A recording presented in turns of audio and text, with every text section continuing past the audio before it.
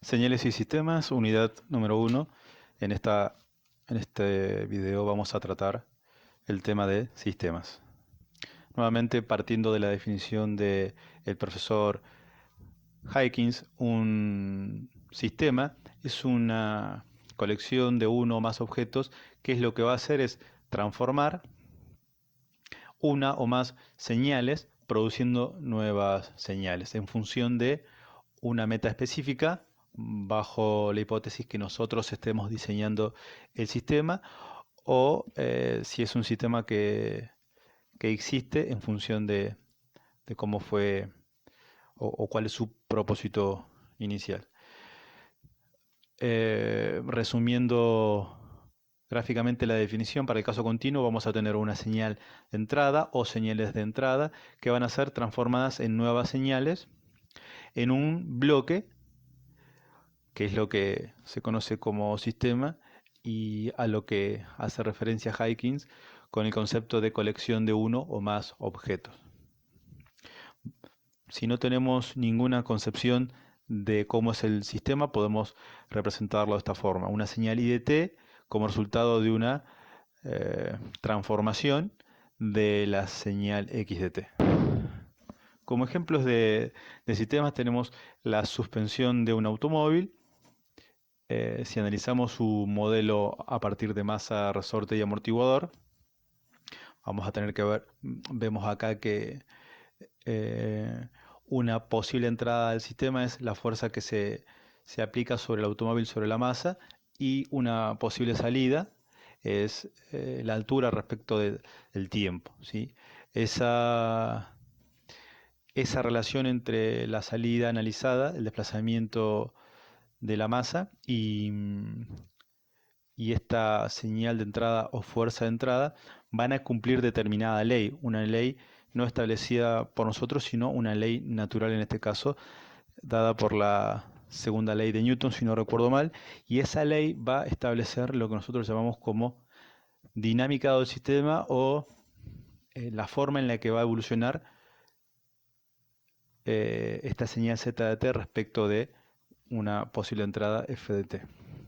Otro ejemplo también es el caso en el cual tenemos la dinámica de fluidos, que nos va a decir cómo es el comportamiento de un flujo que ingresa a un tanque con una válvula. Va a haber una salida dada por la apertura de la válvula y una variable a registrar que puede ser la altura del nivel del líquido. También cómo va a ser la relación entre esta señal que podemos tomar como salida y esta como entrada. Bueno, en este caso va a estar dictada esa dinámica, ese comportamiento, esta relación por la dinámica de este fluido. Un circuito RLC bastante conocido por ustedes, lo deben haber trabajado en física 3. Tenemos tres componentes pasivos: inductancia, resistencia, capacitancia, en función de la ley de Kirchhoff y, la, y el modelo que define el comportamiento de cada componente. Podemos encontrar cómo evoluciona el voltaje en los extremos del capacitor en función de, por ejemplo, una señal de entrada dada por este voltaje. Este sería el ejemplo de tres sistemas sencillos. Estos sistemas van a presentar varias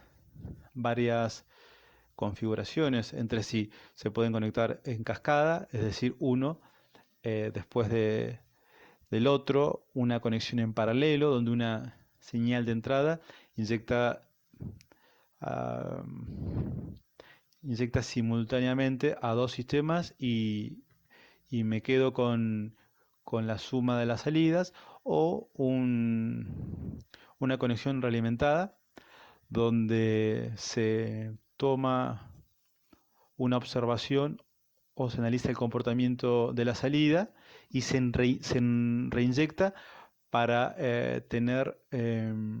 para poder hacer, por ejemplo, algún control. Si mi sistema principal seguramente va a ser el sistema 1, yo a partir del sistema S2, que puede representar la dinámica o el comportamiento de un sensor, tomo tengo una medida de lo que pasa a la salida y hago la corrección para, para que finalmente mi salida se comporte como dentro de las especificaciones que necesito o que me solicitan. Un sistema, eh, los sistemas vamos a poderlos clasificar de esta forma, ¿sí? Como invariante, les digo los, los casos más importantes y los que vamos a analizar en la materia. Como invariante, eh, como causal, lineal, eso les debe sonar bastante familiar. Como si el sistema es estable, también puede ser familiar. Si el sistema tiene memoria, si es invertible, esto también puede sonar familiar porque nos remonta, o al menos a mí me remonta al álgebra y geometría 2 cuando trabajamos con transformaciones, y si la transformación era biyectiva, es decir, si era inyectiva y, y era algo como sobreyectiva. En el álgebra y geometría 2 tiene otro nombre, pero no importa. En el caso de funciones, si la función es inyectiva y sobreyectiva, existe una función inversa. Bueno, esa idea similar vamos a tenerla en sistemas. Y otros poco menos conocidos, como la clasificación de determinístico y estocástico. Al menos en señales y sistemas vamos a trabajar con los sistemas determinísticos. Los estocásticos los dejamos para procesos estocásticos. Si el sistema tiene una sola entrada, una sola salida, va a ser escalar. Si tiene más de una entrada y más de una salida, va a ser mimo. Múltiple input, múltiple output. Caso conocido al menos en el hogar de sistemas mimos son los routers que vienen con más de una antena, y sistemas de parámetros concentrados y distribuidos. Bueno, vamos a ver un poco las definiciones de alguna de estas clasificaciones. Bueno, vamos a hablar de un sistema invariante en el tiempo como aquel sistema en el cual su comportamiento y sus características no van a cambiar con el tiempo. No importa si yo al sistema lo analizo ahora, de acá a unos minutos, mañana, si el comportamiento va a ser siempre el mismo. Es decir, si por ejemplo yo le inyecto una señal escalón ahora, de acá a unos minutos o mañana, el sistema va a responder siempre de la misma forma. Esa sería una definición un poco conceptual. Una definición formal implica lo siguiente: si yo tengo un sistema definido de esta forma, ante la entrada x de t responde con la señal y de t. Si yo desplazo una cantidad t0, la señal de entrada, la transformo y obtengo una nueva señal, esta nueva señal, es decir, la transformación de la señal de entrada desplazada, que desplazar la salida. Eso es un poco de forma analítica cuál es la definición de un sistema invariante. Vamos a hablar de un sistema lineal o no lineal como aquel que verifica el principio de superposición. Es decir, tiene la propiedad de homogeneidad. Cuando transformo la señal de entrada por una constante alfa positiva, por una constante alfa perteneciente a los reales, eso es equivalente a la transformación de la señal original, de la señal x de t, por esa constante alfa. La propiedad de aditividad, que esta es muy conocida. Si yo tengo que transformar la suma de la señal x1 más x2, eso va a ser equivalente a sumar sus transformaciones separadas, es decir, la señal I1 más la señal I2, donde I1 es la salida de x1 e I2 es la salida de x2. Bueno, acá tenemos, por ejemplo, el caso de un sistema no lineal, la señal de entrada al cuadrado, después lo verifican ustedes. Un sistema RLC de parámetros constantes, ese sería un sistema lineal, también se puede demostrar, eso ya lo saben ustedes de alguna materia anterior, pero se puede demostrar. Bien, continuamos con estabilidad y causalidad. Un poco la idea de estabilidad es que mi sistema, si tengo una perturbación en la entrada, el sistema pueda volver a su punto donde, donde estaba. Supongamos que el sistema gráficamente estaba, que tenemos una pelotita en sobre un bol. Si esa pelotita estaba en reposo, si yo la perturbo, va a tener un movimiento oscilatorio hasta que vuelve a su punto inicial. Ese sería un sistema estable. Un caso de un sistema inestable sería un péndulo invertido o el caso este de la pelotita en un bol dado vuelta. Desde el punto de vista de señales y sistemas, bueno, esa es un poco la idea de estabilidad. Hay muchas definiciones de estabilidad. El que se va a considerar en la materia es la estabilidad vivo, bounded input, bounded output. Es decir, si yo tengo una entrada de amplitud limitada, la salida va a ser de amplitud limitada. Matemáticamente, si tienen que demostrar estabilidad, tienen que probar lo siguiente. Si tengo que mi señal de entrada es de módulo finito, es decir, menor que infinito para todo n, entonces su salida también va a ser de valores finitos. Esa es la definición de estabilidad. Cuando hablamos de un sistema causal, hablamos de un sistema causal como aquellos que no son anticipativos. Es decir, aquellos sistemas donde la salida depende solamente de la señal de entrada en el instante de tiempo actual o pasado u anterior. Sistemas causales son los físicos, todos los sistemas que se encuentran en nuestro medio, que son explicados por leyes naturales, son sistemas causales. El algoritmo que podemos implementar en un procesador, en el caso de los que hicieron métodos computacionales, si tengo que implementar, por ejemplo, una, una derivada, puedo hacerlo de forma causal a partir de su muestra actual u anterior, o puedo hacerla, eh, bueno, no causal, ahora, pensando en que si estoy parado en este punto, puedo hacer uso de muestras hacia adelante, o sea, hacia el futuro, hacia el pasado, y lo mismo en la dirección ortogonal. Ese sería el caso de un sistema mm, no causal. O un sistema, si acá le pongo dividido 3, tendría un promediador. Un promediador no causal porque si está analizando el instante de tiempo n, está mirando hacia el pasado, hacia el futuro, para obtener un promedio en el instante de tiempo n. Claramente esto lo podría hacer si el sistema trabaja offline.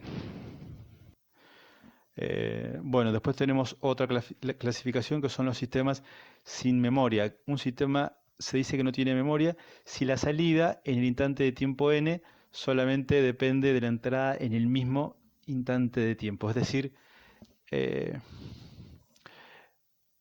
hay una relación directa eh, y es un sistema que no tiene dinámica. Por ejemplo, la ley que rige el comportamiento de una resistencia. En el caso de un sistema con memoria, hay como una ley dando vueltas de, de almacenamiento de la información, entre comillas. Normal,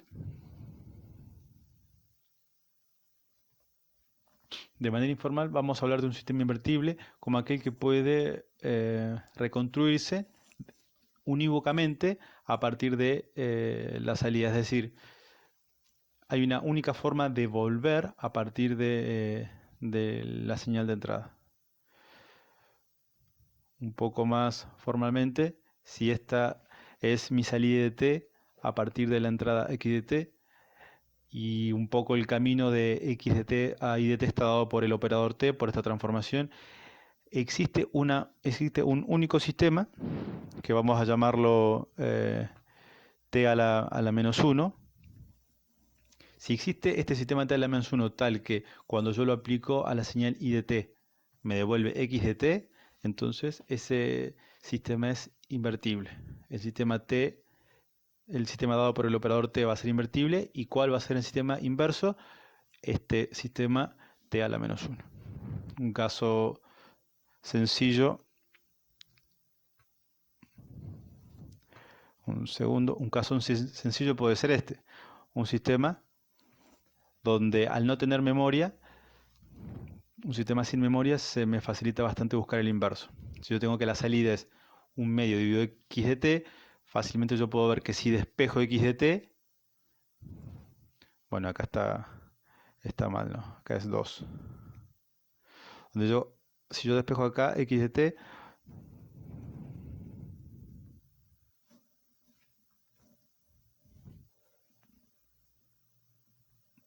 ahí está, quería... Bueno, si yo despejo x de t, vamos a ver que el sistema inverso sería 2 por i de t en este caso. Veamos algunos ejemplos.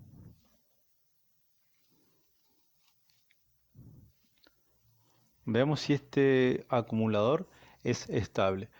Este acumulador está dado por la sumatoria de mi señal de entrada desde menos infinito hasta n. Es decir, valga la redundancia, acumulo toda la información o todos los valores de x desde el comienzo hasta el instante de tiempo n. ¿Es estable este sistema? Bueno, recuerden que para analizar estabilidad vamos a pensarle en la estabilidad vivo. Entrada limitada en valores, salida limitada en valores. Acá podemos intuir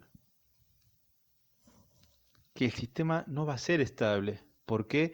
Y bueno, por su definición de ser siempre un acumulador, estamos percibiendo que mientras más grande sea n, más va a acumular. Por lo tanto, esto huele a que no va a ser estable. Como tiene pinta de no ser estable, lo que podemos hacer es buscar un contraejemplo. Vamos a tomar la señal escalón. Recuerden que la señal escalón, en este caso, es una señal de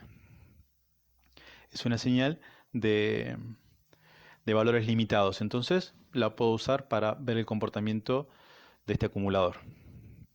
Bueno, ¿qué pasa con el acumulador? Si yo quiero ver el valor acumulado en n igual a infinito, bueno, ya se van dando cuenta. Tengo que acumular los valores de este escalón, como de menos infinito a 0 vale 0, directamente la sumatoria la hago correr de 0 a infinito. ¿Qué voy a acumular de 0 a infinito? Siempre voy a acumular un 1. Perdón, acá me equivoqué. Hice el gráfico de un escalón continuo y era el de uno discreto. Mala mía. ¿Qué es lo que voy a acumular? Siempre 1. Por lo tanto, esto va a ser infinito y el sistema no va a ser estable. Veamos el caso de un promediador.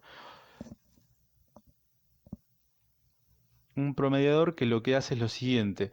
Estoy parado en el instante de tiempo n y lo que va a hacer es tomar desde el instante de tiempo n hacia atrás L muestras, las va a sumar y las va a dividir por L. Es decir, un promediador, bueno, no lo quería decir, lo digo causal. ¿Por qué causal? Y porque lo estoy definiendo con muestras de la señal de entrada desde el instante de tiempo actual donde estoy parado desde n hacia atrás, hacia el pasado. Entonces es un promediador causal.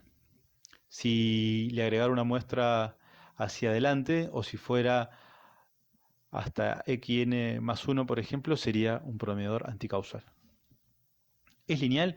Bueno, dijimos que para analizar linealidad tendría que plantear si verifica el principio de superposición. Entonces hacemos la propiedad de homogeneidad y de aditividad en un solo paso. Agarramos esta señal genérica, A1 por x1 más A2 por x2, y vemos qué pasa con su salida. Bueno, acá esto huele a que va a ser lineal porque tengo sumatoria por todos lados. Bueno, tengo que el core es la sumatoria de este sistema, entonces hay como una percepción de que puede que sea lineal. Bueno, si aplicamos la definición me va a quedar la sumatoria de la señal de entrada x de n menos k. ¿Quién es x de n menos k? Bueno, va a ser a1 por x de 1 evaluado en n menos k más a2 por x2 evaluado en n menos k. Bueno, como tengo una sumatoria dando vuelta, puedo separar esta expresión en dos sumatorias. Las constantes a1, a2 van a salir respectivamente fuera de su sumatoria. ¿Qué es lo que tengo acá? Bueno, si observamos bien, esta sería ¿qué cosa? Tiene la misma forma que la ley del sistema, ¿sí? Entonces, esta va a ser la respuesta I1 a la salida X1 y acá tenemos la respuesta I2 a la entrada X2. Por lo tanto, ¿qué es lo que tengo acá? Como salida voy a tener a A1 por I1 más A2 por I2. Es decir, que el sistema efectivamente es lineal. ¿Es invariante?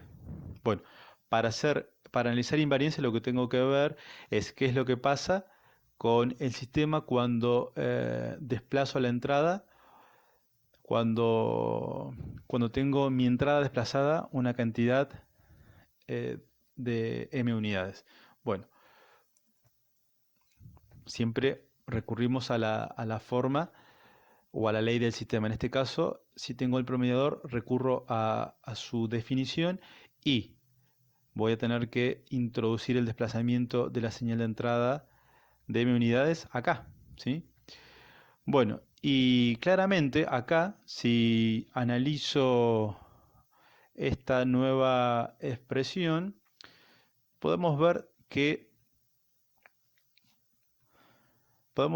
la sumatoria en la definición la tenía sobre la señal de entrada en términos de la forma x de n menos k, y acá tengo x de n menos k.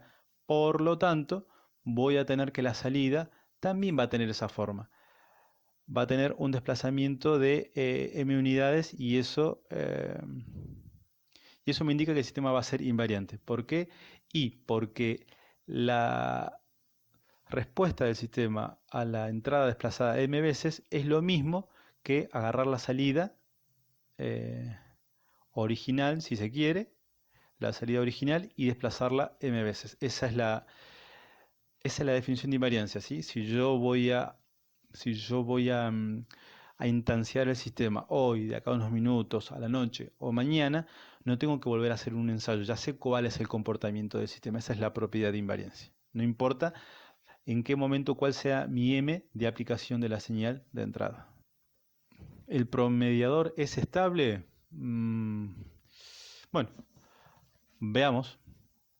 Otra vez, empezamos a partir de una señal de valores limitados. Voy a tomar una señal x de n, cuyo módulo va a ser menor o igual que c, una constante positiva. Aplicamos la definición y acá lo que podemos hacer es como tengo que analizar el valor absoluto de mi salida, aplicamos desigualdad triangular, me va a quedar entonces que esto es 1 sobre L por la sumatoria de los valores absolutos de x de n menos k. Aplico mi hipótesis, como x de n menos k, valor absoluto, es menor o igual que c.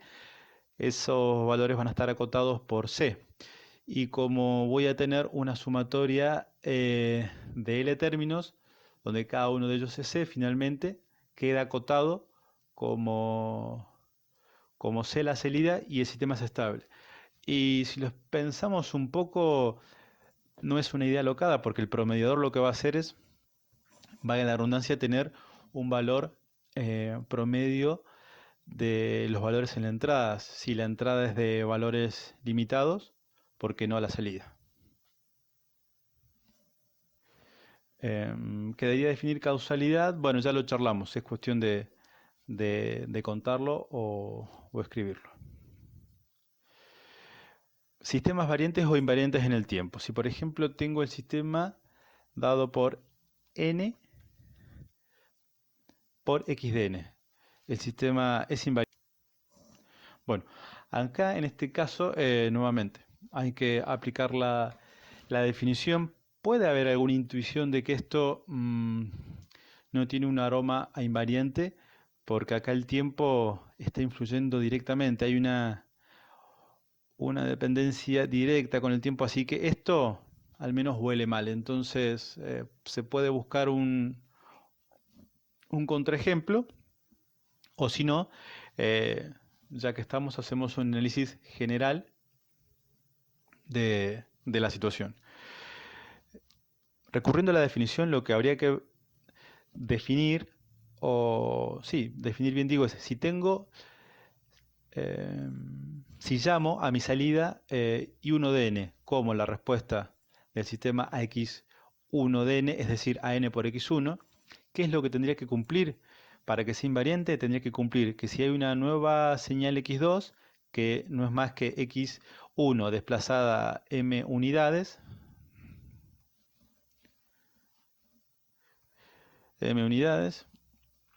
bueno, para cualquier m entero. Entonces, ¿qué es lo que tengo que cumplir? Tengo que cumplir que esta respuesta I2 a la señal de entrada X1 desplazada m unidades, esta señal I2 es la versión desplazada de I1 m unidades.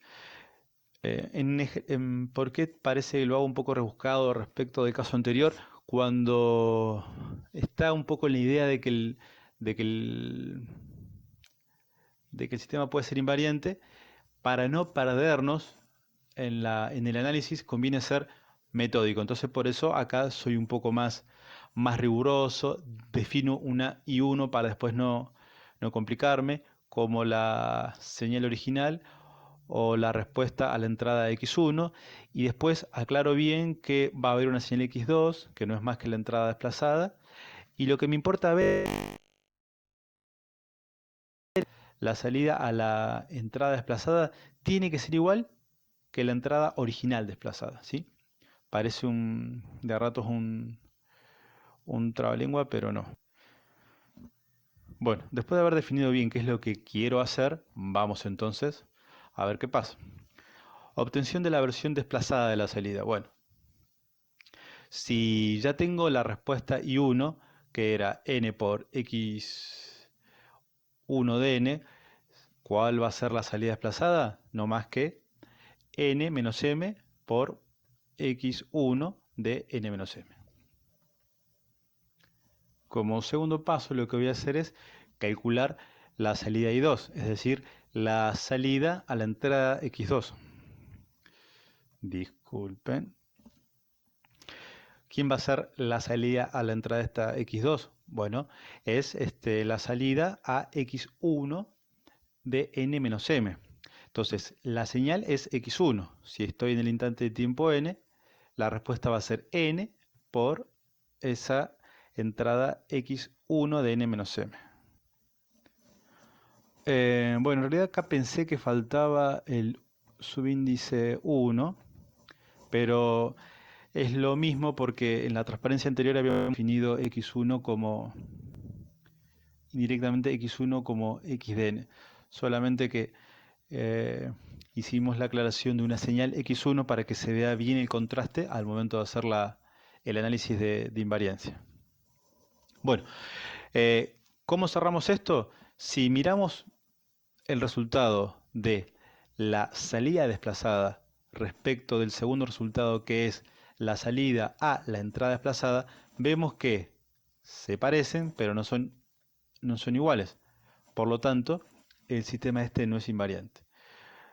Bueno, y un poco lo que decía al principio, bueno, mirando o siguiendo el sentido común, al tener un n dando vueltas acá, estamos viendo que la respuesta del sistema va a depender claramente de dónde comience el análisis. Entonces, esto tiene un aroma a un sistema que es variante en el tiempo. Bueno, para ir terminando, veamos este sistema si es lineal o no lineal. Un sistema cuadrático. Bueno, acá la intuición nos dice, después de tantos ejercicios que han resuelto en las materias anteriores, que esto efectivamente va a ser no lineal. Hacemos un planteo del ejercicio para que sea lineal cuando yo transforme esta señal A1 por X1 más A2 por X2, tengo que encontrar que es bueno, que verifica el principio de superposición. Bueno, esto parece que no debería estar. Ahí está. Bueno, si aplicamos la definición, ¿qué es lo que va a pasar acá? Bueno, acá también falta. Acá lo que faltaría es el operador de transformación del sistema, ¿sí? Bueno, si aplicamos la definición, en este caso el sistema lo que hace es transformar eh, su salida, su respuesta sería la señal que tiene en su argumento como ella al cuadrado. Entonces vamos a la respuesta, que acá estoy viendo que estaba bien, que no era necesario, el test estaba bien, acá directamente la respuesta. Soy yo que lo miré mal. Ahí está. La respuesta va a ser la señal de entrada al cuadrado. Entonces aplicamos la definición de un binomio al cuadrado. Me va a quedar a1 al cuadrado por x1 al cuadrado, más a2 al cuadrado por x2 al cuadrado, y el hermoso y bello doble producto. Eso es la respuesta de mi señal a esta combinación lineal. La respuesta de mi sistema, perdón, a la combinación lineal. Y claramente no me da lo que yo esperaría, lo que me dicta el principio de superposición, que es obtener la respuesta de cada una de las salidas individuales, ¿sí? La suma de las salidas individuales, porque esta efectivamente a1 al cuadrado por x1 al cuadrado sería la respuesta a x1. Esta es la respuesta de x2, pero el doble producto no está. Entonces, como intuíamos, el sistema es no lineal. Disculpen si me enrollé un poco. Este sistema es lineal o no, y acá hay un desplazamiento respecto del origen, así que esto también tiene un aroma a que no va a ser lineal. Se los dejo para ustedes. Fin de este video.